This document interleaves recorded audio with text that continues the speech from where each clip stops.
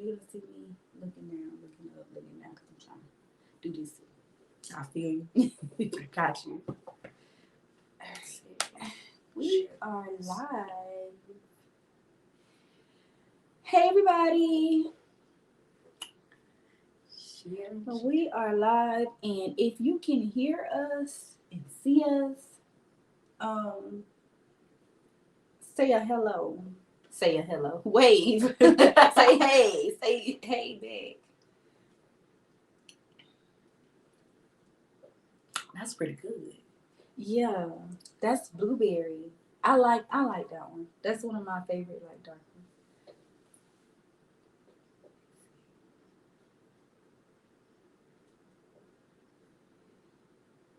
No, it's not on. Right, but I don't know. All right, I see 2 people in the room right now. Let me refresh and handle some technical stuff. I do this every beginning of the podcast because I got to make sure y'all viewing it right at home. Let me see.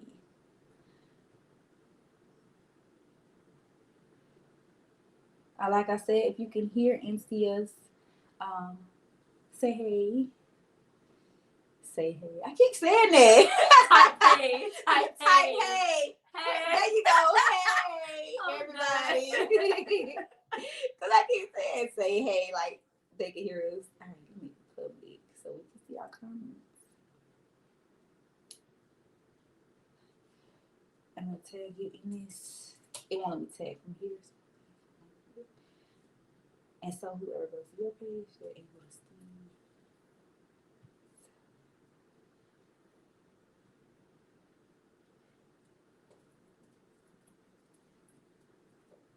It's right there, boo. Oh no, you already tagged up here. I'm sorry. Oh, I was like, wait. I didn't want you to have to do all that work.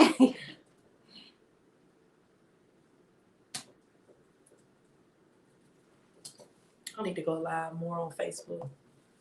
No, but you are, because that's what we're about to do, right? I say I need to go live more times. Oh, you do it. Oh, more. Because I do it on Instagram.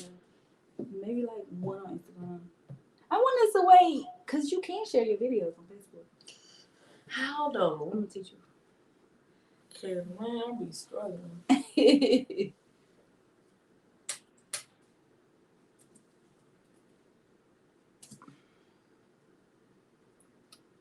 So, like I start every show, what are you listening to? What are you listening to on your aux cord? What are you listening to? Girl, I listen to Jill Scott first and foremost. Okay. Jill Scott. What's your favorite hits from Jill? The Way. Mm. You know.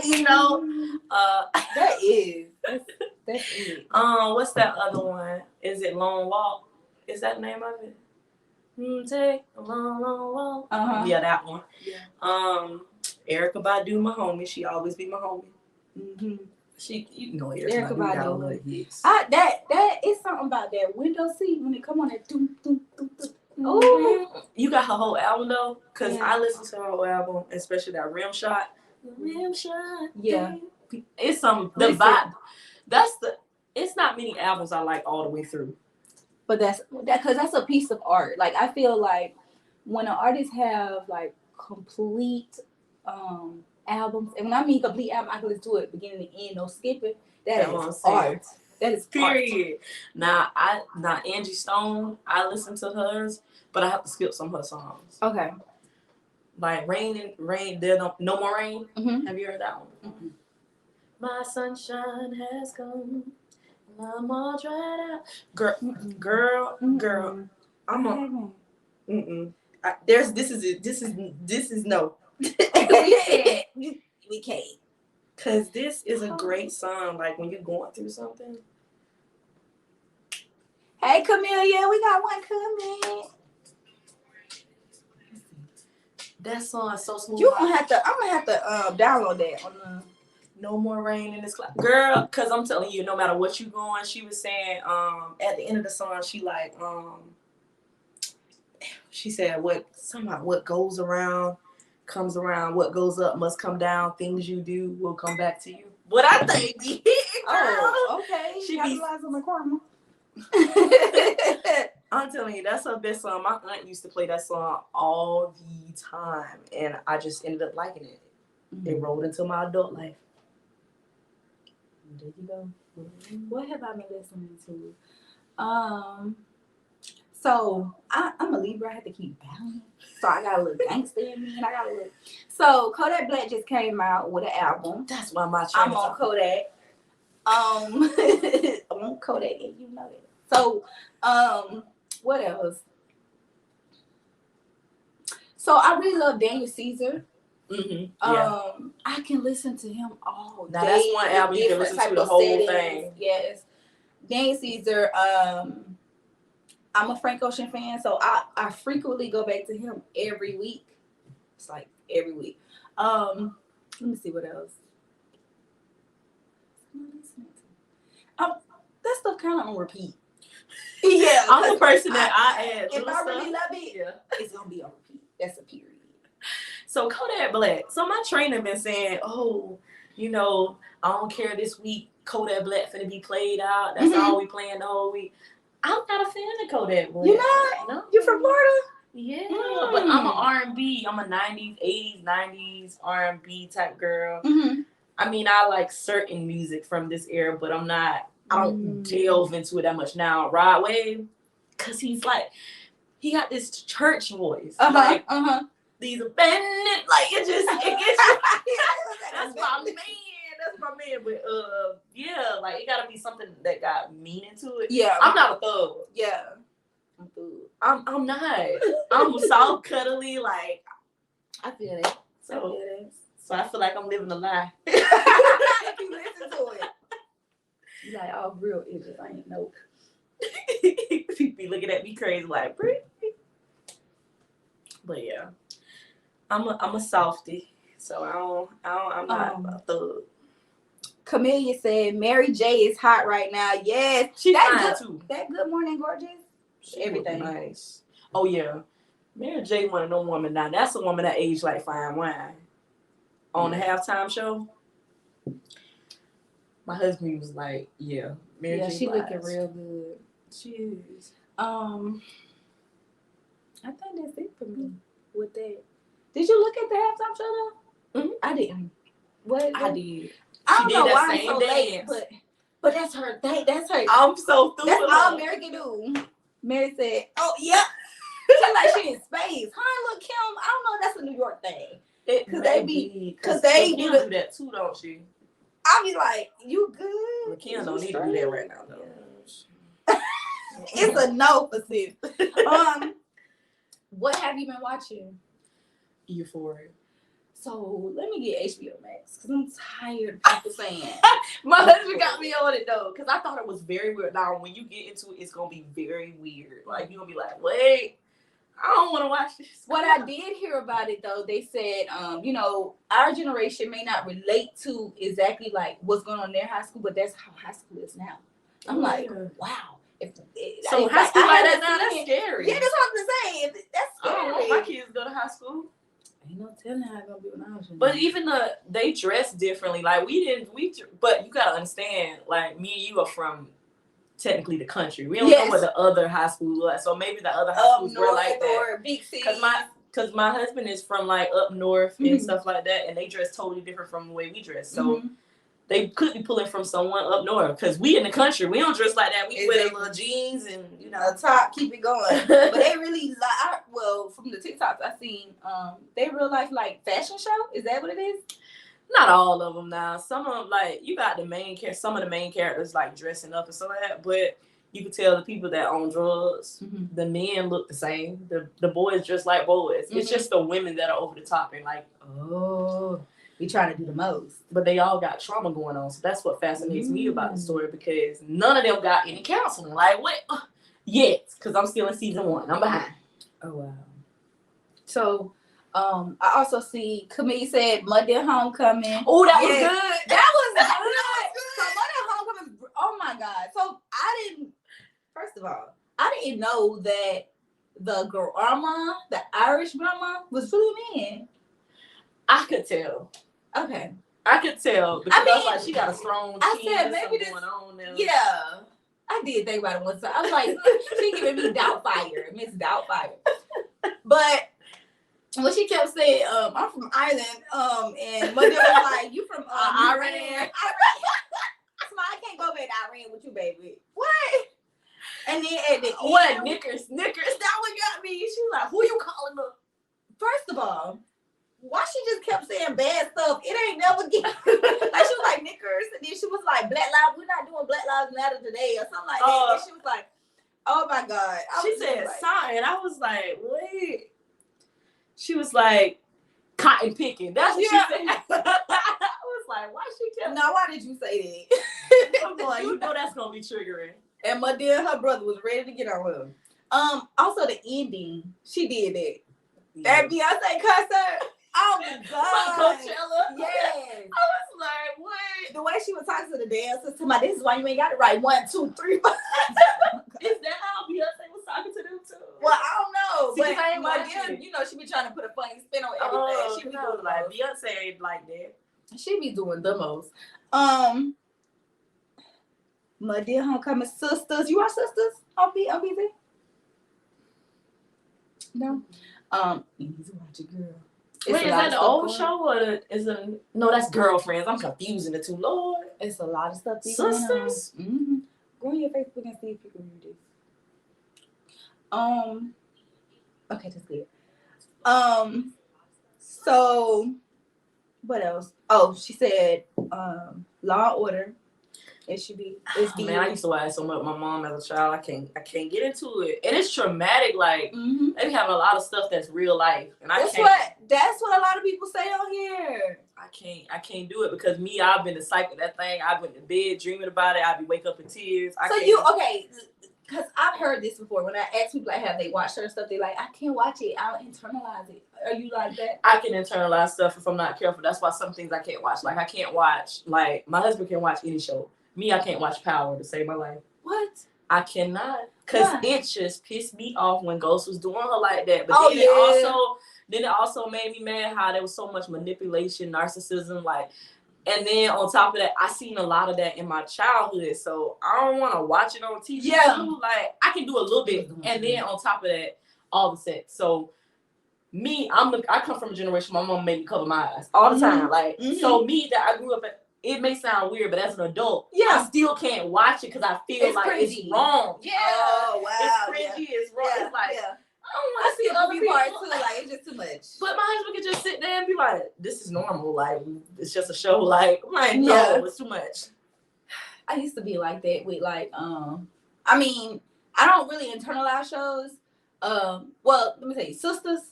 I don't know if you need to watch that one because I want to fight all of them because all of them give me like they listen. I love how they like sisterhood is strong, but they all have their own different like problems with themselves, with the men, with men in general, and it's just like, girl, if you don't man up, you don't get no backbone. Is it like for colored girls? Because that one broke my heart. Ooh, that one right there. See that? Maybe less intense. Okay, because for colored girls. Told me up. It's just know it's a Tyler Perry. Just like Color Girls and Tyler Perry.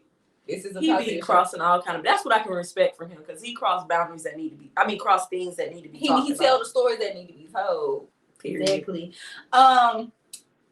Tonight we sipping on Stella Rosa Blueberry. Now I have tasted this once before. And it's my favorite dark wine from them. Next to this is my favorite. And then Stella Rosa Black is really good too. Oh yes. But yeah, we on this tonight. We'll see how far we go with the bottle. She'll go farther than me because I'm a lightweight. You a lightweight? Is your speech get slurred like? Nah. I'm just goofy. We're gonna be on the same page. All right. So as you know, I am Terica. Some may call me Terica Glam, some call me Terica Hall, but right now you're in my chair, the podcast. And I'm sitting here today with a special guest, Brittany. Yes. All right, Brittany, tell us a little bit about yourself. So I am Brittany, like she said before, and I'm a life coach. I'm an author. I'm a poet. Yeah. I do it all. I really like motivating people because I classify myself as a motivational speaker too, because I like to motivate people out of the situations they are in. Mm-hmm. But what I specialize in is I call myself a mindset coach because I want to help mothers change their mindset and their behaviors that stem from sexual trauma. That is what I'm passionate about because I've also experienced sexual trauma and I am a mother, and it is very impacting on a mother having to raise children and not make them a part of your trauma. So I really believe in that. But yeah, that's what I do. I'm a motivational, okay, to motivate, like to get you out of here. All right, so we're gonna go into the intro. 5, 4, 3, 2, 1. Ladies and gentlemen, better than your favorite bad bitch. Turned the whole world into a savage. Middle finger in all of my pictures just to remind y'all I ain't having it. I'm the baddest bitch. You wanna fight about it? Put them in the boot.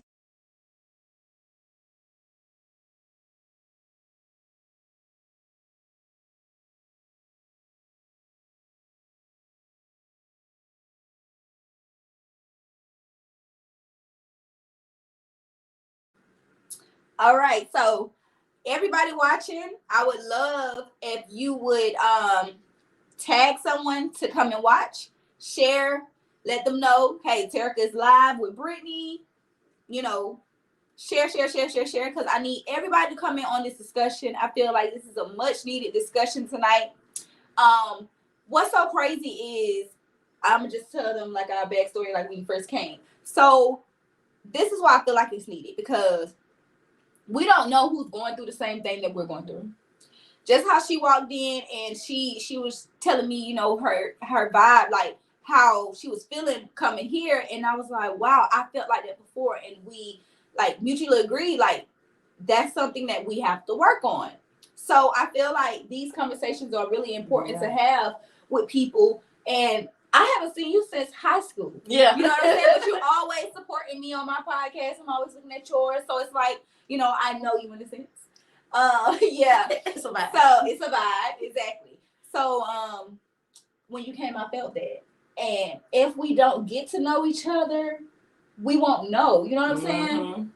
If we kind of stand behind our trauma, stand behind our, well, maybe they don't like me, or maybe, you know, our timidness about it, and maybe we won't be able to blossom, you know, in that sense. Because to be honest, we need other people. We need a village. And all the time, it don't have to be like your family or anything like that, but creating your own vibe tribe is very important. So I want you to let us know, like, you said you are an author, you're a poet, you're a life coach, you're a mindset coach, you're a motivational speaker. Why do you do this? Why is this important for you to do? So for me, I know it kind of sounds cliche, but as a child, I've seen a lot of trauma. I've been a part of a lot of trauma. I've seen a lot of toxic cycles that are happening in the Black community and my family, you know, especially when you learn all the family trauma from just sitting there acting like you ain't listening. We all did it as a child. We act like we ain't listening because we got smart and we learned a whole bunch of things. So for me, I've always been like the black sheep because I always wanted to look at the brighter side of things. Every time my mom would tell me all men are not good, or every time my family would tell me you're just going to be a drunk like your aunt, or every time my family would tell me, oh, you gained too much weight, or you're gonna have a heart attack if you don't stop, you know, like it's just so much negativity that I can't really remember positivity. And if they did say anything positive, it was like, you got to carry this family. It wasn't like positive, like, you know, you're smart, you're beautiful. It was like, you're intelligent enough, you got to carry this family. It always was burdens. It was never, so they call it positive burdens. Like that they thought that was building you up, you know. Oh, wow. You're the only smart one. But it's a load they're putting on you. Right, a load you put on it. So me personally, with life coach and motivational speaking, I wanted to motivate people out of that dark place, because a lot of us don't realize we have resiliency in us. There is a lot of suicide going on right now. Me personally, I've contemplated suicide a couple times in my life, and people didn't know how dark it was, and it was because I felt so much burden that I needed to get out of that burden. So for me, like, as I became an adult, I was like, man, I need to get counseling. Man, I need to get out of this dark place, because I see, as I was watching my mom, I seen that she was actually experiencing some trauma that was put on by my family. I realized that rape and molestation didn't start with me. And just imagining what that did to my mom when she found out it happened to me too. So I just wanted to, I've always just had this mentality, I want to motivate people out of this. We can't lose another child. We can't lose another person. We can't lose another woman, a man, because it happened to men too. So we can't lose people. I mean, life is already too short for us to be. I've always believed that talking about it sets free yourself, because when you're not talking about it, demons are holding you hostage. They're holding you hostage. Girl, say it. And me personally, I'm not going to be held hostage, because I like my control. So I always feel like I got to take my control back. And like Terica was saying, like, hey, if we don't talk about it, then how are we going to know someone else has experienced that? Exactly. I'm very open with my life. Yes, I still have that trauma, like, oh my goodness, they're going to judge me. They're going to feel, they're going to talk about me. They're not going to like me. You know what I'm saying? If I expose this part of my life. Ooh. But at the end of the day, when you get outside of yourself and realize it's not for them, it's for that person that is not being open about who they are or what they're struggling to get out of, that's when the growth happens. So that's why I do it, because I'm really passionate about like helping people break free. Exactly. That's good. I'm glad that you found that outlet though. Because just like you said, if you hold it in, nobody will know. And talking about it is like, I'll say about you 25% of the way. You can talk about it, because you, like you said, you set yourself free. So from this, how would you say like speaking life into other people has helped you? I don't know, like, it's so freeing. Like when you hear somebody like our conversation before we even started the podcast, it was so freeing. Like, even though I know other people to hear it for somebody that, I admire your growth. I admire how far you came and everything like that. I've always seen you smile in high school. So to see that someone that I consider, I'm just going back to high school because trauma happens in high school too. Someone that I thought, was popular, and me, I was not. I was a nerd. So to see someone that actually may have been my projection of my view of you, because I didn't know your life. My view of you was up here, and I felt that I was down here. So to see that someone's from a different level of playing field in my head was actually going through the same thing as me. It makes me feel good. It makes me feel comfortable and free. So that is the biggest thing. Man, that was just, girl, I done lost train of thought. Repeat the question. The question was, how you speaking life into other people, how does that help you in the time? So it, like I said, it frees me. That's first and foremost. I don't know, it feels like it just, and my words are getting tired because you asking me some question. Now I'm on the other end of it. I'm not the person that's asking the question. So when okay, I'm just gonna tell you from I motivate people that are out, what you call out in the streets. Like people will feel comfortable telling me their whole life story, and when I help them, I give them a little snippet of my life or how I overcame. Because I can remember so many people that it could be the nail salon, it could be in the grocery store, it could be anywhere. I've said something to them, and I also got something back from them. Yep. Because it also makes me look back on how far I've came, and it's not like I look down on them or anything. I guess that's why it's so comfortable in talking to me. Yeah. But at the same time, it makes me confirm you've came this far. So that's how it brings happiness. That's how it breathes life into me. And that's why I continue to do it, because by me motivating them, I know one day they're going to get to where I am. And then one day I'm going to be even further in my healing process. Mm-hmm. So that's what it does for me, right, to be honest. Okay.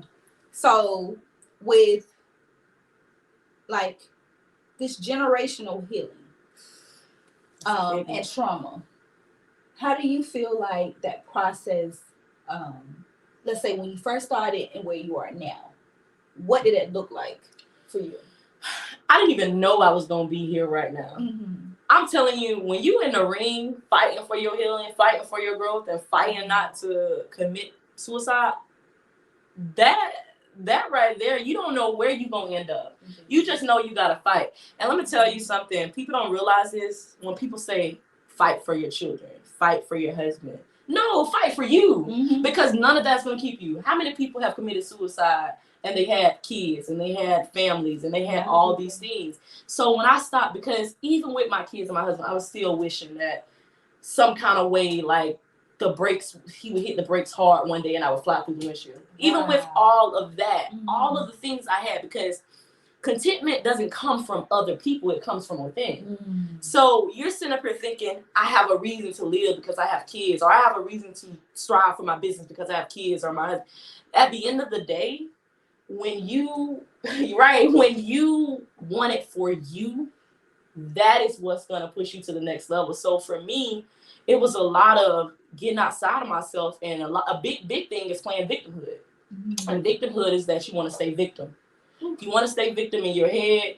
You want to stay victim in your mind. You want to stay victim to the suspect. You want to just stay. You want to stay where you're at. And when you get out of that, man, I ain't no victim. Mm-hmm. When you change your mindset and realize I'm not a victim, I'm a conqueror. I am able to get out of this. I am resilient. I am growing. I am different from what they say about me. When you start saying that to yourself, that's where it started. That's where because that's the fight. Get in there. Yeah. And it didn't feel normal to me to even start changing my view of victimhood, because everybody in my family plays victim. Mm-hmm. Someone has always did them wrong, but they never think about how they've affected someone or how they're affecting others by allowing their trauma to run their life. Ooh. So that's what So would you say like it was like a passing the buck, like, of responsibility, like never accountability what I've done, but it's always let me project on everybody else of what they have done to me. And I used to struggle with that. Now that you say that, like projection, like I would project the way I felt about myself onto others. And I would say all the time, even to my husband or my people out in the street. I'm telling you, let me bring it even back to my child. Mm-hmm. He said, Mom, I used to wear wigs. I used to feel very insecure. Like when I cut my hair off and I was chubby. I was 30 pounds heavier. Mm-hmm. And he said, Mom, you're bald headed. Mm-hmm. You know what I'm saying? Mm-hmm. Kids don't know no better. But internally, it hurt me. Like a bad word. Because it's like something I struggled with people calling me as a child. That was my trauma. Mm-hmm. With people my hair fell out at one point in time. Like, and so I immediately wanted to lash out. Mm-hmm. I think I got upset. I was like, get away from me. You know what I'm saying? It was my oldest child. And I was like, I didn't, and I realized I wasn't having a conversation with him. Mm-hmm. I was treating him like his words were intentionally meant to hurt me. Yeah. And that is what we do. We project. We treat people as our trauma, what we've been through. We treat people as the people that have hurt us and they've done nothing to us. Yep. Yeah. So that's a big thing. And it's really like that acceptance that, like you just said, you had to turn around from, oh, you got me bald-headed, to me realizing there's something I struggle with. Why? And I'm going to take it a step further. Sometimes when things like that happen, it's like, you have to ask yourself, why do I feel this way about that? Mm-hmm. And when I'm telling you, one time when I felt a certain way about something, I had to really sit down and be like, why do you feel this way? Oh, it's because back then this was said to you and you lashed out, or back then this was said to you and it was in a negative connotation, and therefore if somebody else said it to you, it's on and popping. On site. On site. And that's why it's very important to face your trauma. Self-awareness. It's hard, but it's fair. You have to. People run away from it though. When I felt like I needed to, address myself and stop being a you did this, you did that type person, is when I learned to choose me. And I was in a very difficult very difficult time in my life because I had, moved out with my mom. I had moved straight in with my boyfriend. Then I got out of that and moved by myself. So that was really my beginning. And even in that, I felt like, well, something ain't right. Like, I feel very crazy about, I feel very, alone in this. Then I had to understand that in this alone time, it's time to unpack. It's time to unpack everything that, you were already internalizing in that situation, what came from that situation. Unpack and leave that alone, too. But I had to really tell myself, this is not your end, but this is your beginning. And I didn't think of ending myself or harming myself or anything like that. But I thought something's gonna happen that's gonna end me. I'm going to drown if I don't pick myself up. I'm not waiting for nobody to pick me up no more. I can't wait, because if I do, then I have given up on myself, because I had started telling myself too that nobody is going to pick you up. Nobody's going to pick you up. You have to that pick realization yourself. and not play victimhood no more. And then I had to understand that my happiness was not an attachment. So I'm gonna go as far as this too far back. I'm the only child. So all my life I've been so used to people kind of coming in, coming out, just either attaching to and detaching. So I think I've done well with detachment. Maybe far too well, because like we said earlier, building something long term, I never seen it. I've been with somebody for a long time, but I probably clocked out in my head and my heart a long time ago too. So therefore, the fact of staying into something, the fact of commitment, committing to myself, commitment scared the heck out of me. Was really it's and I'm not gonna say was, because I'm still going through those type of struggles, but it is very hard for me, because I have to tell myself, this is not your end, this is your beginning. The things that I struggle with, from the most smallest thing, people probably look at it like it's small, but just completing a task without forgetting something, moving on from something when I felt tried, or just addressing something, like you said earlier, with a simple question. Well, what did you mean by this? Instead of, what did you mean? Let's go. What did you mean? And I'm hitting below the belt. Exactly, because I can scoop some dirt, But getting away from that mindset and just be like, okay, so what did you mean by this? In a calm voice and the blah, blah, blah. And then just having to understand that my mindset is shifting. I start telling a lot of people that with me, I'm not ghosting you, I'm not doing anything like that, but my mindset is shifting about a lot of stuff. So my alone time is way more valuable to me, because I'm the only one that can understand this. You ever talk to somebody and they're like, or you ever seen, or maybe in your mind, because self-sabotage, but you could think, if I tell somebody this, they probably think I'm crazy. I thought about that a lot. If I tell somebody my life story, they're probably gonna be like, if I tell you how things go on my head, what? Something wrong with me. Exactly. So healing from your traumas, I feel like should be at the forefront of your life, because it's like peeling back. Oh yes. Peeling back an onion, and when you get to that core, now you're at a pure state of mind that you can pass down. What you're doing is brilliant. Because generations, think about it. Generate your mom. You know what I'm saying? The people around your family. And the other day too, I seen this post I was gonna send it to you. Listen, it said that my aunt invited me to the wedding of my cousin, and my cousin's getting married to my ex-fiance. What should I do? Girl. That told me right there that I need to detach from my family. Cause Right, baby. my auntie about to show me a fade, first of all. Because you don't ask, you trying to make me go. Well, my family would do things like that, like not the same My situation. family would, we probably fight her. But no, my family is like very toxic. So like they would think, like I said, my sexual trauma happened within the family. Mm-hmm. So I remember having a conversation, and like my family has been cut off from my generational tree. We started anew. So and it had to be done like that, and it's sad and it really hurt. But I had a conversation with my aunt maybe a couple months ago. I said, my mom knew that my sexual trauma happened, and you knew too. This is da da da da. You know, we were having a conversation, and she was like, "Well, if it happened, why did you continue to hang around him? He never did that to nobody else." And so for me, because I had got through a different place, I healed from it. But for me, being around her in that situation and having that conversation with, because we were just having a conversation, it triggered me, and I wanted to. Yeah. But at the same time, I was like, wow, God is showing me that every time I'm around them, I'm triggered in a different way. And this is not healthy for me. Because I am never, ever going to prove my sexual trauma to you.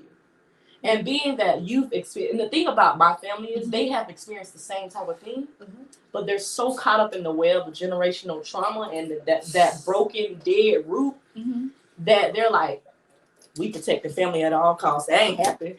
In such denial. And I've never been like that. I've never, even the keep it under the rug, keep it within the family, don't tell nobody our business. And the thing about it, I started doing that to my kids at one point. I said it once. And then I immediately came to myself. I was like, well, we have nothing to hide. I'm not going to make my child non-confrontational. Because that's what happened with our generation. Most of us are non-confrontational. Exactly. What? Okay. I will not do that to my child. You tell everybody, baby. Because you have to. I'm gonna say this too to the camera because I was talking to somebody about this the other day too. Okay, y'all know toddlers say whatever come to their mind. Period. My child is gonna tell you the color on my wall, whatever, which is fine. The thing is, you have to also, like you peel back that trauma, you have to learn to not live with shame. Girl. Shame is not your friend. Guilt is not your friend. Listen, if my child go and say to her teacher, oh, my mom didn't wash the dishes. I ain't wash the dishes. You can't live, right. You cannot, because too, when you're through this process, you are giving your child, you're trying to give your child the best of you. Period. So living with shame, living with fear of them telling you, living with embarrassment, I cast out. Because whatever my child can talk, she's recorded. Whatever she say, oh well, I am an adult and I live up to what I do. Period. So I cannot live with shame. I cannot live with fear. I cannot live with guilt. And it's only from our childhood that we learned these things. So my child has went to daycare and said, "Oh, mama walked around and her she was naked." I said, "Okay, I was naked. I was in my birthday suit, living my best life." Exactly. And sometimes I do walk around like that. They came from here. You know what I'm saying? You know what I'm saying? So like, for me, I had to, and that's that. Free yourself from worries too. Let me just say that. That gives you anxiety. Always worried about what people gonna think about you, what people gonna say about you. I know my mom's biggest thing when I first started, because people that have been following me for years. When I first started getting on social media and talking about my anxiety and my depression and letting people know that this is something I go through and that you will get through it. There were people getting in my inbox telling me that they were going through and they had 4 or 5 kids and they thought about committing suicide and stuff like that. But my mom, she would get on there and say, she would call me on the phone. I mean, call me. Brittany, you don't want nobody thinking nothing bad about you. You gotta take that down. My aunt, my grandma too. But the thing about it is, and I'm willing to share my story. It's in my book and everything, but like even to the fact that before my mom passed away and this very toxic thing she did because she was controlled by a family. My mama did have a mind of her own sometimes. That's why I didn't really blame her, but they tried to go right back to those videos to get my children taken away. To make them view me as a crazy person. And I was using these videos to motivate them. I was just talking about my anxiety and depression, but I didn't know until I went to my counselor. And he said, they can't take your kids from some videos of you talking about your anxiety and depression. That's actually something to applaud about. Exactly. But I didn't know that. But for them to want to do that to me, because you're really harming your family still, you're harming the kids. Exactly. You get what I'm saying? And so like that for me, like I was just like, wow, look how broken you are. Mm-hmm. At the time I didn't get it because it hurt that my own family would do something like that. When I was riding with y'all, when I was coattail, mm-hmm. I was giving you my money, my student loan money and everything like that, everything was good. Mm-hmm. But when I started breaking free, boundaries and set free, it's talking about my rape trauma. Girl, start talking about my girl. They thought, like, I feel like it's out of the statute of limitation. Mm-hmm. It's more than 10 years didn't happen to go. Mm-hmm. So you're safe. Mm-hmm. But I'm going to spread my truth. I've been talking about it before it was outside of that. So the thing about it is, like, they care so much about image in Black families. Mm-hmm. You care so much about image that you're willing to have a rotten tree that has the mirage of a healthy tree. Like, for what? For what? Because it's going to come out as rot. Let me tell you, and guess what? Trees rot from the inside out. But they want to keep this persona. Mm-hmm. They want to keep this persona that it looks nice. Pretty. Exactly. Girl, be lying. So from the trauma that you have felt in the process, how do you build up your self-esteem? Like, what keeps you going to keep on? Because this process is not always always, good and positive, and you go, girl. Sometimes it's, dang, I'm feeling it all up in here. Sometimes it's rolling out of bed, you feel like an ankle tied to your chest. And that right there. I had one of those the other day. I had one of those the other day. Like when you roll over, it's just like a bear on your back. Yeah. Like it's like, but how do you build your self-esteem up from that? How do you get up and just, I was so used to telling myself so much negative things. I would say you're ugly, you're not good enough, you'll never be good enough. Like, and I would never say these out of my mouth, but it was circulating in my brain. And so when I started hearing those thoughts, I would start telling myself the complete opposite. First and foremost, because you want to give yourself. My thing, what I had to learn in my spirit of victimhood, because that's something I fight through every day. Mm-hmm. What I had to learn is I'm gonna give myself 5 minutes. 5 minutes tops. Because if I sit here past 5 minutes, it is setting in. It spread throughout my vine. I call my vine, and I'm down for the count. Yeah. But if I give myself 5 minutes and do not expect my husband to fix me, my kids to fix me, no one's coming to save you. Yep. When I say no one's coming to save you, Brittany, that makes me get up. I said, hey, I still gotta be there for me. I still gotta be there for my children. I still gotta be there for my husband. But most importantly, I gotta be there for me. I gotta show up for myself. I gotta show up for my business because this is what I love. Mm-hmm. I gotta show up for my job because I want that money to do what I love. Exactly. I gotta show up just to show people that it is rough right now, but I'm still here. Like, I'm gonna journal. I'm gonna do whatever I gotta do. I'm gonna journal. I'm gonna speak affirmation, because affirmation don't always work, so you gotta do it differently. Sometimes when I get in the mirror, I be just saying it. I be like, this ain't working. Sometimes I gotta get in the shower and dance the affirmations out. So exactly. No, you gotta find, because your body you just like a workout. Mm-hmm. You lifting 10-pound weights. And you getting stronger, and you're like, okay, this ain't. Now you gotta either up the reps or up the weight. Exactly. So that's the same thing with healing. Yeah. You gotta up to different strategies, or you gotta up how you doing it. Yep. You know what I'm saying? Yep. You always gotta best yourself. Upgrade it. Period. So that's pretty much what I do. Like, yeah, we get the, the typical, the journaling, the affirmations, the listening to motivational music, the telling yourself you're awesome and all these things like that. And you got other people telling you awesome also, but you also gotta one up yourself. That is the biggest thing about healing. Yeah. I don't care how many people tell you about coping strategies that you need to try. If you don't find a way for it to communicate to you, because we're all different beings. Yep. Affirmations may work for you. Mm-hmm. The way you say them, look them in the mirror or writing them on the wall. It may work for you. Mm-hmm. But some people need to sing those affirmations. Yeah. Some people need to spell those affirmations. Everybody's different. So healing's gonna it's like a love language to yourself. Period. Oh my goodness. That is the big thing, because words of affirmation don't mean nothing to my husband. He just doesn't care for it. Mm-hmm.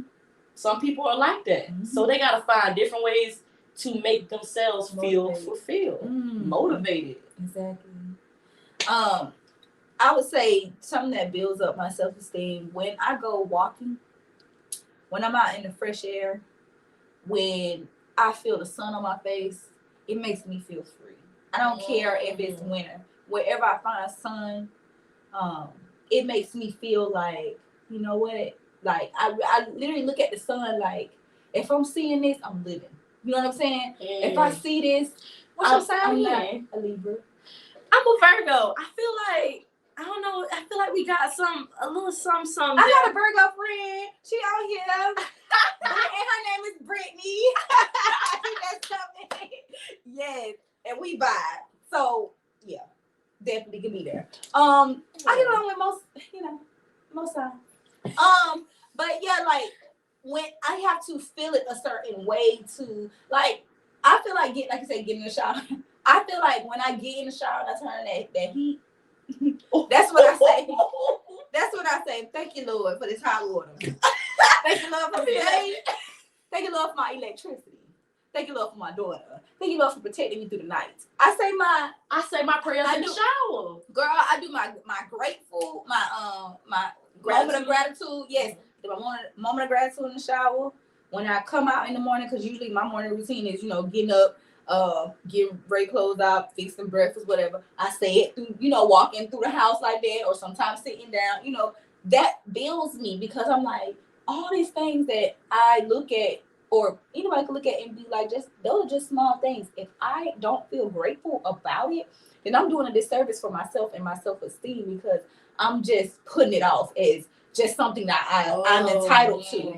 And it's not, what it is. I work hard for these lights to be on.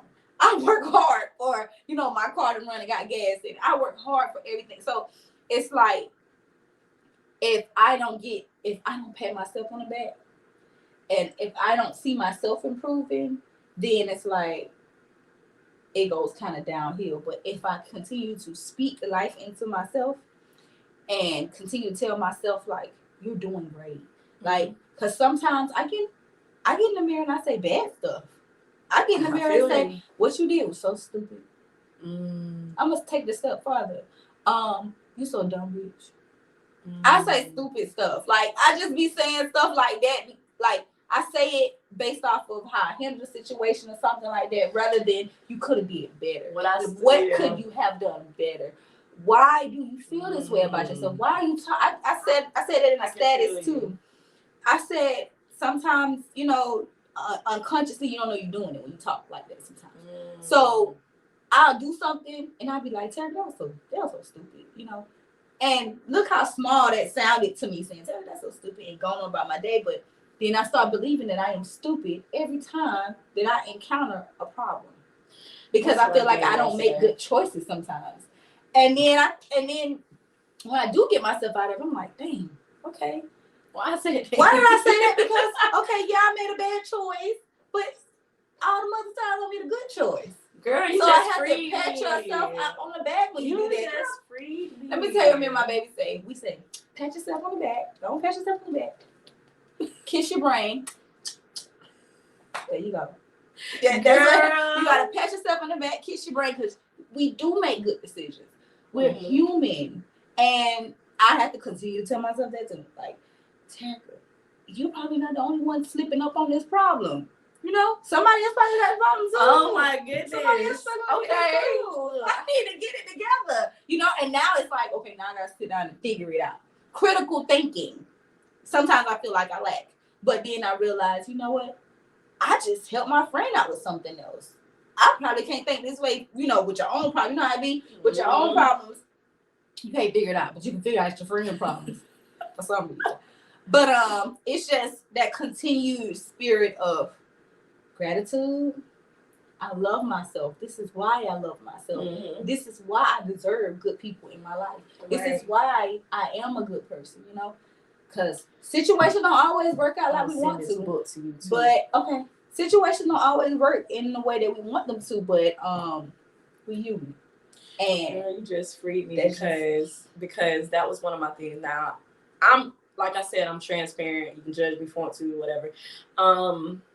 I was in church yesterday, and like I said, this week has been triggering for me because it's like almost like everybody's out to get me, everybody's judging me, everybody's looking down on me and thinking I'm not, you know, I'm not good enough because I've been feeling like that way at my job lately and among people. So we was at a funeral and they had made us move because the family gets the first 3 rows. Yeah. So me and my husband and kids, we came and sat down on this row where the woman scooted over a seat. And that was fine, COVID.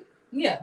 But when I heard the comment that was made with the guy sitting beside her and was like, yeah, scoot a little closer or something like that, like basically to get away from me. I don't know if they were judging. Now, granted, I was thugged out. Like, I'm a little nice. Now, I'm not dressed like a funeral. I was dressed like, you know, because I ain't even dressed that way for my mama funeral. We didn't wear black. We wore blue. It's depressing.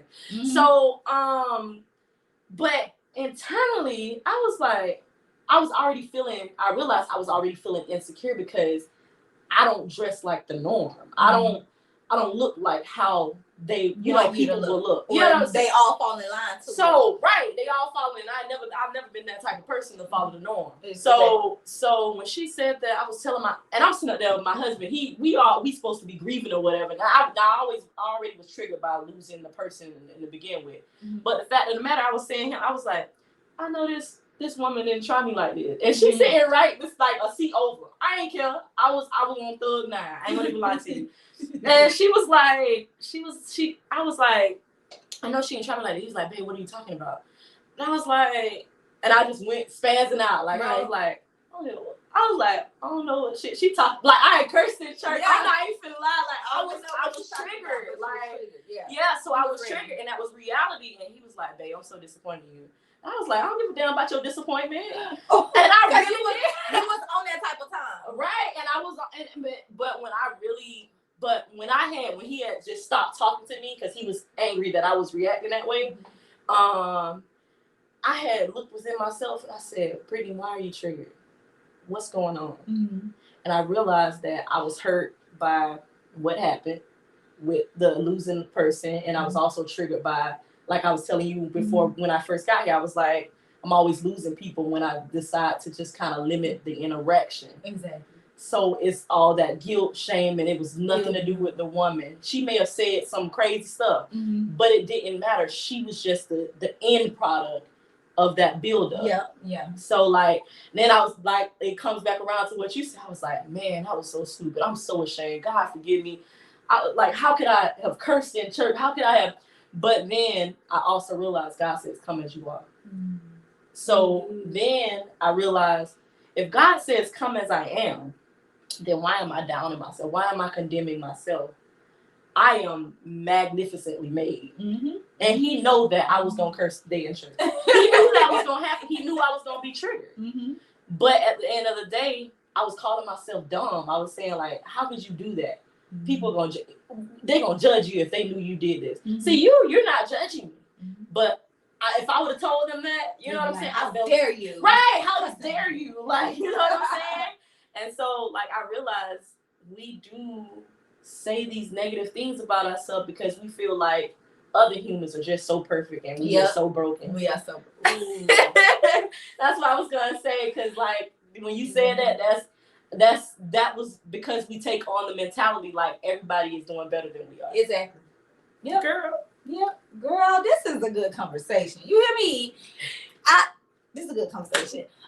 So in the comments, I've seen a lot of people tagging other people to come join and view. I appreciate y'all. Yes. This has been a very great, like you say, freeing. This has You freed me. Yeah, girl.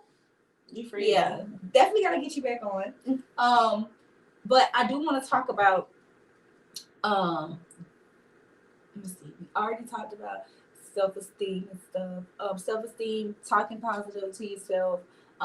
Something else I want to talk about though, because I want to make sure that people know that. Oh, do you feel like it's an end to this process? No. You're gonna always heal from something. Mm-hmm. You could be healing from someone pissing you off down the street that don't cut you off in traffic. You could be healing from a boyfriend. You could be healing from we're always gonna lose somebody. The reality of it. You could be healing from your kids going off to college. Mm-hmm. You could be healing from anything. You go just like we gonna always heal from stomping our toe on that couch. Yep. Like it's gonna be a process, an everyday process. We have to get up, and like if people are familiar with the Bible, it says we have to carry our cross every day. Mm-hmm. I used to pray to God and says, why do I have this burden on me? It's a thorn in my side. Like David used to be, it's a thorn in my side. Mm-hmm. Anxiety and depression is a thorn in my side. Mm-hmm. It's a fight. You know what I'm saying? My sexual trauma is a thorn in my side because I don't feel clean every day. People think it's, oh, you're healed, you know, you're good. No, I still feel times where I got to scrub myself a little harder in the shower, or where when someone shakes my hand, especially a man, I got to slide it off. Like that feels dirty to me. So, but I also explain to them, hey, I need you to respect my boundaries because right now I'm triggered. Mm-hmm. So no, healing is an everyday thing. You won't never wake up and say, okay, I'm healed. I can't stand when people do that. Yeah. Like, oh, you ain't fasting hard enough. You ain't doing this hard enough. You know, God freed me from that. Everyday battle. I done had people tell me, I done been open with my life and said, people, I struggle with anxiety and depression. I fight every day. You probably need to fast. Baby. I don't think I tried it.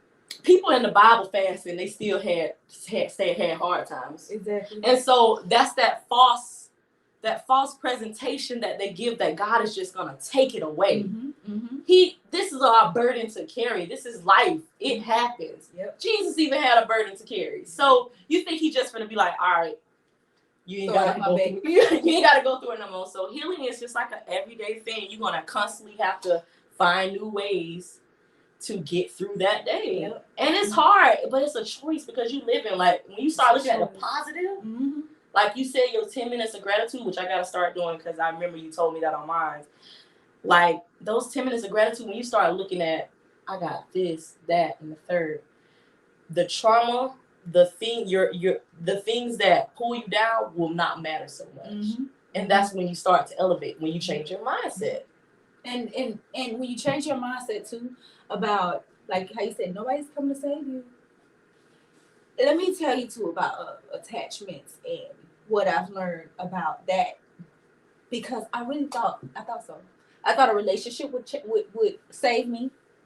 I thought friends would save me. Mm-hmm. I thought being with abundance amount of money would save me. Oh, girl, that's my struggle. I thought that appearance would save me. Mm-hmm. You know? But I've learned through this journey that I'm no longer being chose to be saved. Mm-hmm. I am choosing to save myself. Mm-hmm. I am choosing happiness. Girl, I am choosing I'm choosing gratefulness. I'm choosing that because that's what uplifts me.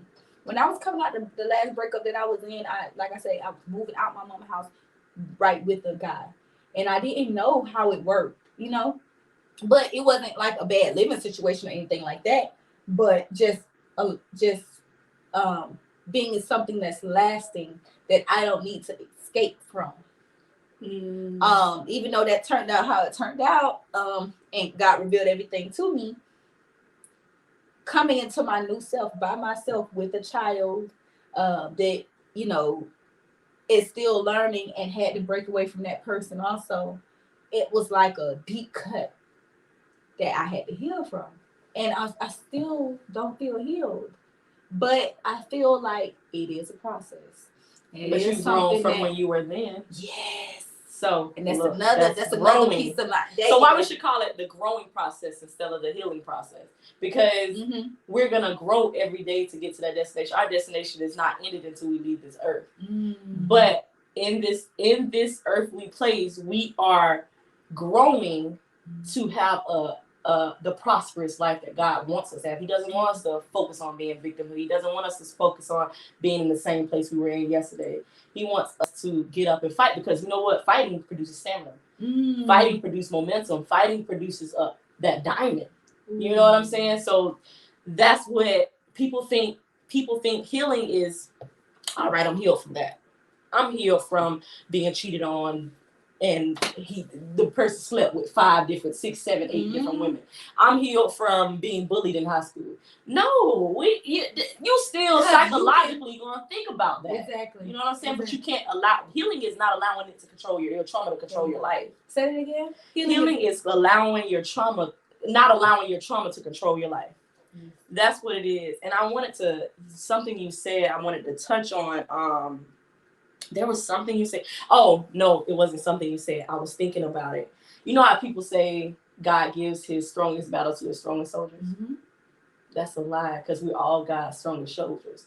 But we use that as a way to be like, to kind of coddle us through, like, okay, yeah, I can make it because I'm one of God's strongest soldiers. We're really doing more than patting ourselves on the back. We're making ourselves look this big, like God chose us because we're this awesome and this big. But no, that's not reality. He chose all of us, but it's what we do with that decision. Because all of us are our strongest. So all of us are gonna go through hard times. He said it. All of us go through hard times, breakups, hurts, pains, death, all this. That's just the reality. That doesn't make anyone weaker. That doesn't make anyone stronger. We're all the same. We're human. We just do different things with the opportunities that we've been given. Girl, me knowing a lot of people who have been traumatized in their life, who haven't had, certain family members growing up, like a dad, a mom, or whatever. How do you forgive those people? How do you forgive? How do they forgive those people? Have you forgiven people?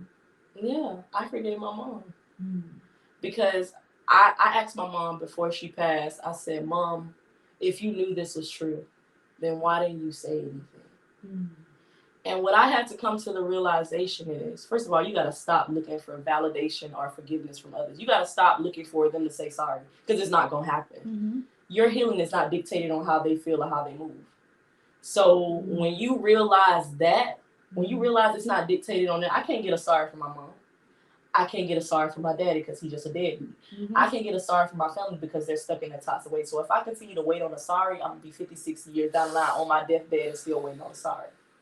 So you forgive them because it has nothing to do with them. It's stopping you from elevating in life. It's stopping you from moving forward. So you have to decide within yourself, I forgive me.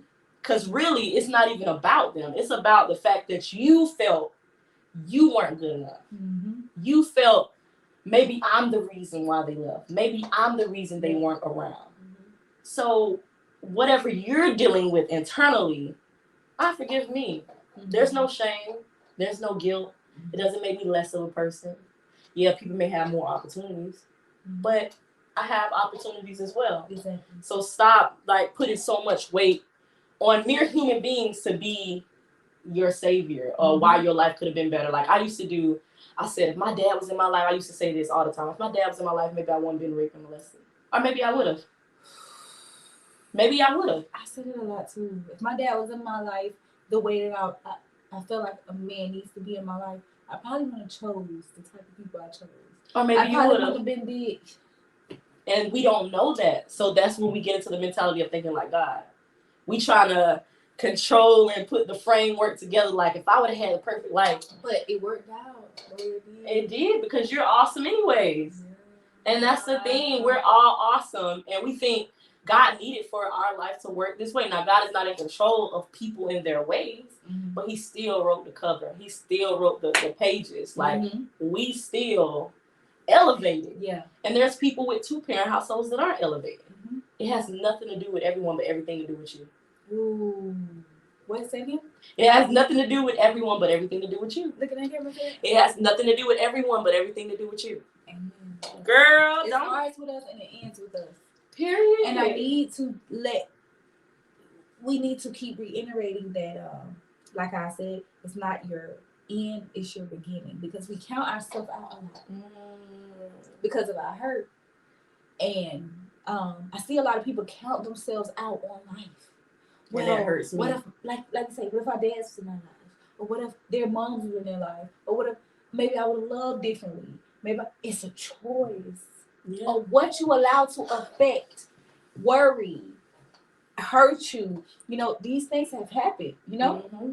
Yes, it hurts not to have our dads in our lives. Oh, yeah. Yes, it hurts to not have acceptance from certain things and certain people. Yes, it hurts to worry and carry the burden of being hurt. But what do you do with that? Now you turn this hurt into weapons. To fight.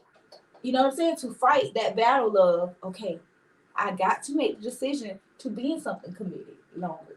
And it's breaking cycles. Exactly. It's breaking cycles. Have to make the commitment to break the cycle. Because I just say a small thing. I'm struggling with getting up in the morning, creating the morning routine. I have a certain routine I do as far as, you know, getting up, the gratitude, stuff like that. But I'm somehow want my life to be a little bit more organized in there, where it's consistency. You know what I'm saying? Some days I'm on, some days I'm off. Some days I'm feeling like I want to stay in the bed 15 minutes later, let my alarm clock do its thing. And then some days I want to just hop up a little early just to get myself going. But I want to build commitment and consistency with myself. And that's I feel like that's gonna help with my healing process with a lot of things and a lot of things I've seen growing up that I want to break away from. Do you journal? So, do I draw? Journal, yes. I journal. Think about it like this, because this helps me. My journal is gonna be my Bible for my kids. Because think about a Bible and how God gives us these mere human beings that walk through life and mess up, and He shows His power and all these things and how He saves them. Right. So this is what we all need to do. We need to leave a Bible for our kids, letting them know, hey, you know, journaling every day. I'm going through anxiety today, and I'm feeling da da da da da da. This is what I've started doing. I've started dating it. So when I'm gone, my kids can literally pick up my Bible, my I call it my Bible, my journal, and be like, man, I'm struggling with it today. Let me go into my mom's stuff and see what she struggled with. Because if she got through it and she broke this generational this generational curse, then and she giving me the framework to break it, because that's really what the Bible is. It's giving us the framework, the tools to how to overcome. It does. And that's what you gotta do. Like, I start thinking of it like, okay, this is my journal Bible for my kids. I have to commit to this because this is gonna give them a framework. I don't know what's gonna happen. They could grow up in life and contemplate. Because I know that was the bigger thing. I used to really beat myself up. I was like, I don't want my kids to have anxiety and depression like me. I don't want them to contemplate suicide. Because what if they're not strong enough like me? What if they, you know what I'm saying? So I want to be able to leave this because I don't want to see them a time sooner. Exactly. I want them to be able to elevate in life and get to the things, get to the bad, get to everything they want. Exactly. So that's what I do to motivate me to journal. Now, granted, I'm still not perfect. And consistency has nothing to do with perfectionism. It has everything to do with when you do get up, you decide to do it. It has nothing to do with being perfect. And people think consistency means showing up every day. That has nothing to do with consistency, because then I would be a perfect human being.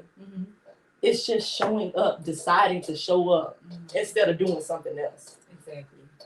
Yeah. So yeah, that's just. You done said some powerful stuff this episode, honey. Listen, this episode will be uploaded on YouTube tomorrow. I want y'all to continue to share, tag your friends. You know, you never know who needs to hear it, who needs to see it, because all of us need to be delivered from something. All of us need to hear and experience the type of freeing we experience today. You know, we're gonna get into the Black Business Minute. Okay.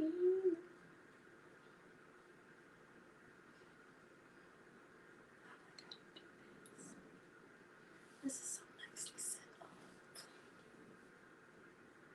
All right. The Black Business Minute for this week.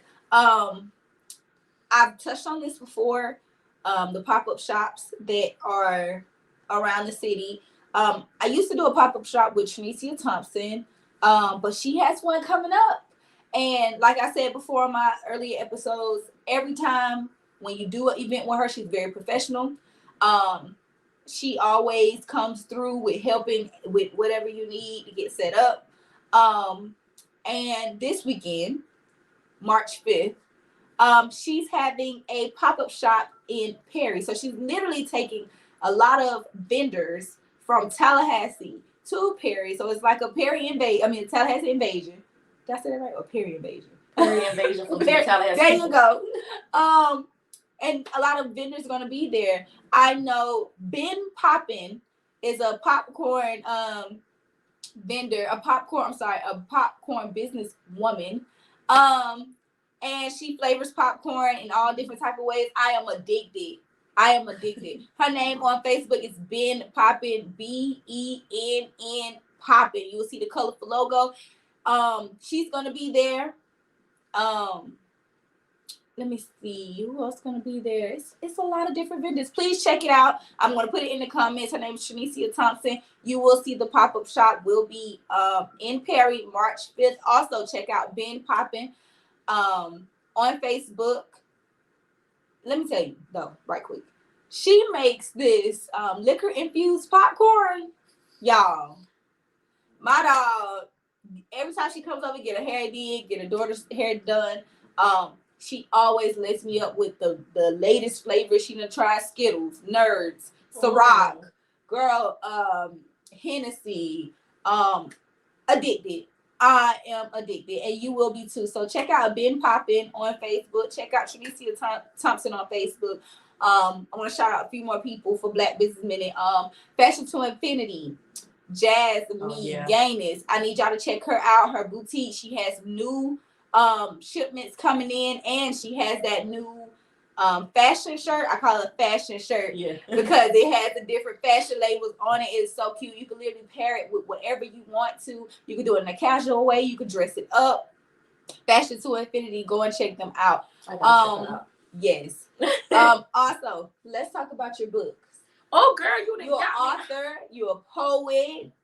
So my books, my first book was written in my process through trauma. Mm-hmm. So I Break Free was written right after my mom passed away, and I was fighting for my life, literally fighting for my mental life. I had to voluntarily admit myself to a mental institution. Mm-hmm. So it just tells about my life as a child and what I've been through. It tells about, I know people don't like read about rape and molestation, but it's the reality. It tells how I felt in that situation. It gives it from different perspectives. It also has poetry throughout it. So you know, for my people that like poetry, they can actually feel what I was going through in every moment of my life. It talks about not having a father because, and how that affected my life. It talks about my pivotal relationships with boys in high school and how I felt about myself. And then it talks about my adult life. I omitted my marriage at the time because at the time we were going through a divorce and he didn't want his life to be put in there. But I am going back and putting that back in. But it when I do put that back in, it talks about the emotional, physical, mental abuse that we both exhibited onto each other because we were 21. Mm-hmm. You know, we didn't understand. We just had trauma. You know what I'm saying? Yeah. That's what drew us together. Right. Yeah, so it talks about that, and it also talks about when my mom passed away and how my family just treated me so bad, were very toxic. They already planned everything out, how they were going to just basically trespass me and not have me any opportunity to build any relationship with my sisters and my brother. So they really took everything for me to break me, but God elevated me. You know, so it talks of, the name of the book is I Break Free. You know what I'm saying? Because it's literally about, in every situation, like healing is constant. In every situation, I broke free. Wow. So yeah. So that's my biggest book.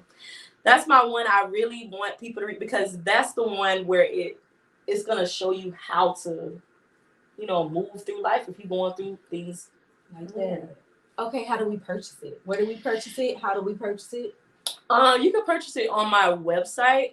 It's www.generationalhealingsociety.com. I would love for you guys to subscribe to my email list because I'm coming up with a freebie, 10 days of motivation with Brittany. It is free. All you got to do is subscribe to my website, and it's really going to be motivational videos, some affirmations, and some homework for 10 days. So it's every day you're going to open up a video, and it's going to be something motivational. Now, granted, this is not something that's going to change your life for the rest of your life. You're going to have to do these things for yourself. You know what I'm saying? But it's something to get you on the right path. So subscribe to that, but I really would encourage you guys to either, purchase it, or I'll be doing a book reading on my writing_with_lovely page. That's my author page, with certain parts of my book, because I really want people to actually read that book, because there's somebody, we all got someone that needs that type of healing. Of course. Okay. So y'all go and check out the book. Y'all go and grab y'all a book. Go and check out the 10-day motivation program. Make sure y'all subscribe, because we're trying to get more people to understand what is going on. How can we break free from it? Yes, girl. Yeah. All right. And we thank y'all so much for tuning in. Her Instagram is generationalhealing_society. Okay. And her Facebook is Generational Heal Coach Brittany. And until next time,